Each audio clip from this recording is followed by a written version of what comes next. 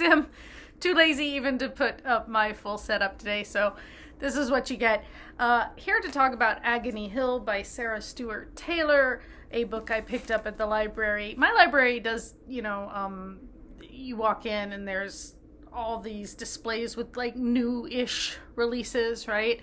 And this one was on a display. It looked interesting. I had never heard of this author, but I guess she's written a lot of stuff. She's got, I guess, a few different series, and this is the first in a new series. So she's got a Maggie Darcy mystery series and Sweeney St. George mysteries. I don't know what those are. But in any case, this is supposed to be the first in a new series. It's set in 1965 in Vermont, a town called Bethany.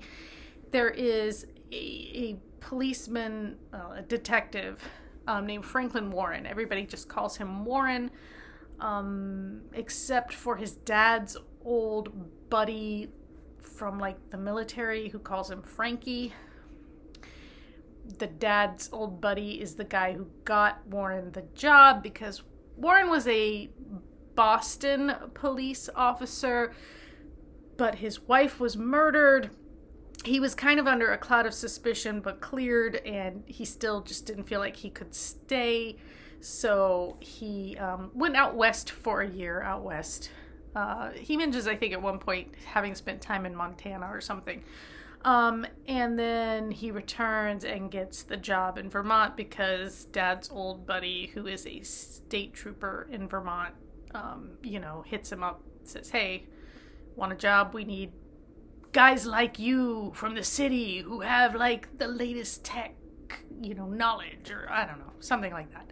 In any case, the day Warren moves into a house in Bethany, there is a fire at a farm that is suspicious. The farmer is dead in the barn where the fire was, and it's like, was it suicide? Was it murder? There are a few other things going on. There's a woman. So Warren is, best I can understand it, late 20s, early 30s.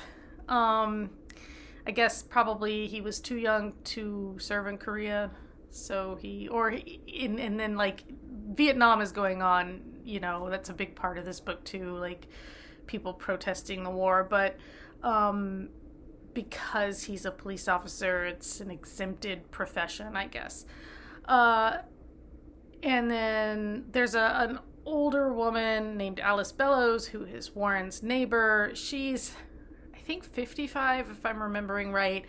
Her husband was an intelligence officer in Cairo during World War II, but he's been dead for about 10 years, and she had grown up in Bethany, so she moved home after her husband died.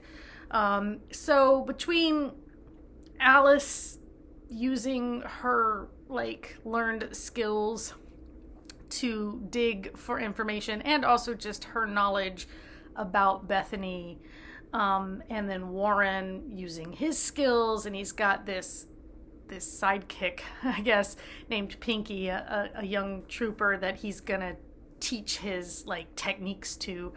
So the chapters, they're third person but limited. You've got Warren's POV most of the time. You get a bit of Alice's, and you get a bit of Sylvie. Now, Sylvie Weber is the widow of the farmer and kind of central to whatever happened at the farm. And honestly, the solution to this mystery is nothing surprising or terribly there was no big twist, to be honest. It was mostly as one might have expected.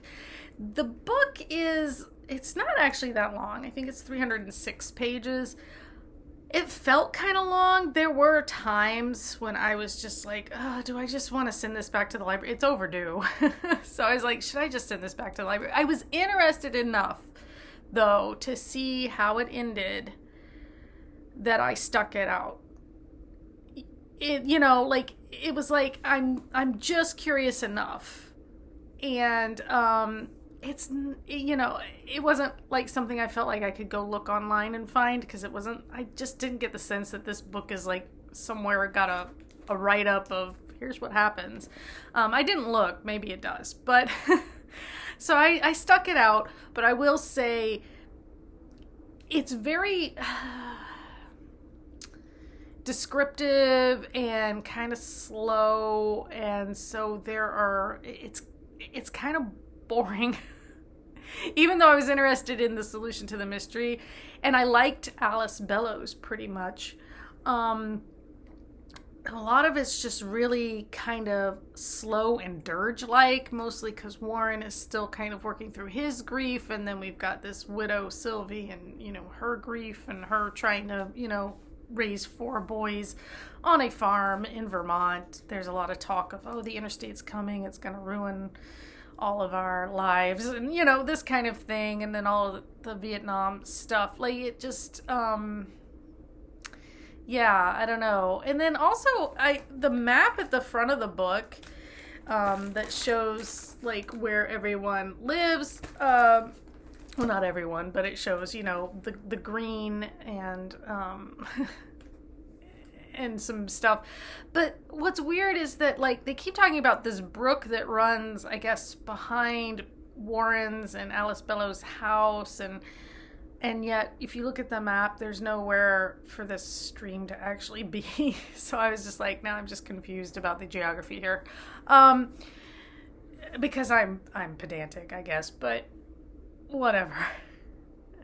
The author lives in Vermont, so I think she's pulling probably a lot from where she lives, or whatever, which might explain the level of detail that's gone into this.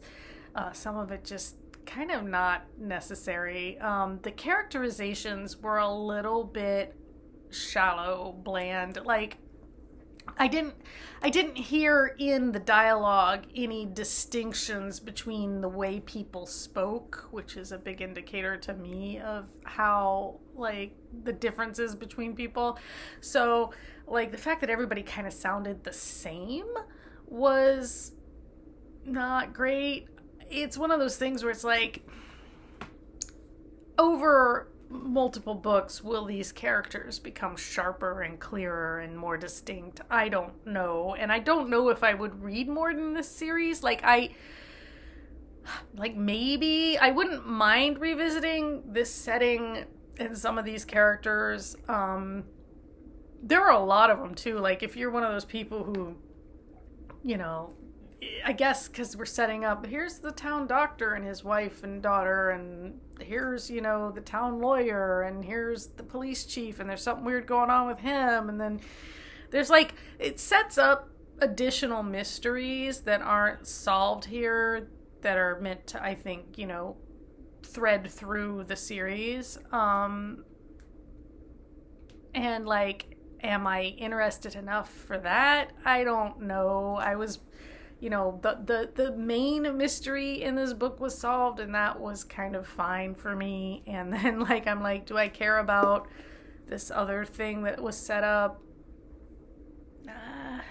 I don't know. Not really.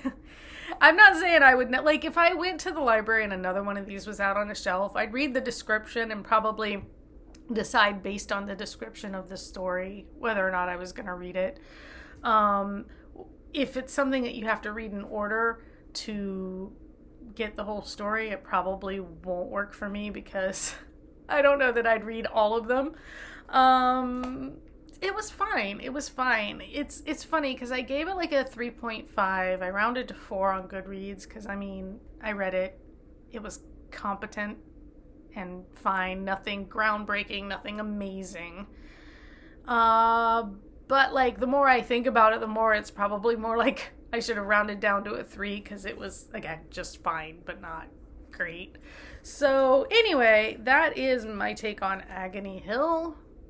If you've read it, or if you've read anything else by Sarah Stewart Taylor, should I try one of these other series? Are they more interesting, or is this just her style, is to write these kind of very slow, almost overly descriptive? It's not like it's a long book, but there are just points where I'm like, I don't need you to tell me every little thing about this pool of water that the kids like to jump and swim in, or you know what I mean? Like, I'm just like, I don't need it's described multiple times over the course of the book, and I'm like, I get it, I see it, you've already described it, I don't need it again. Sometimes you'll have a chapter where Sylvie's thinking about what happened, and then there's a chapter where she's telling Warren what happened, so you're getting the same story over again, and I'm just like, I don't need to hear the story twice. I know that, I didn't need to see her thinking about it if she was going to explain it later anyway. Like, things like that were just a little bit, like, repetitive. So, yeah, it was fine. Nothing special. Anyway, I've finally picked up the most recent Percy Jackson. Gonna read that next. Palate cleanser, as it were. And until next time, take care.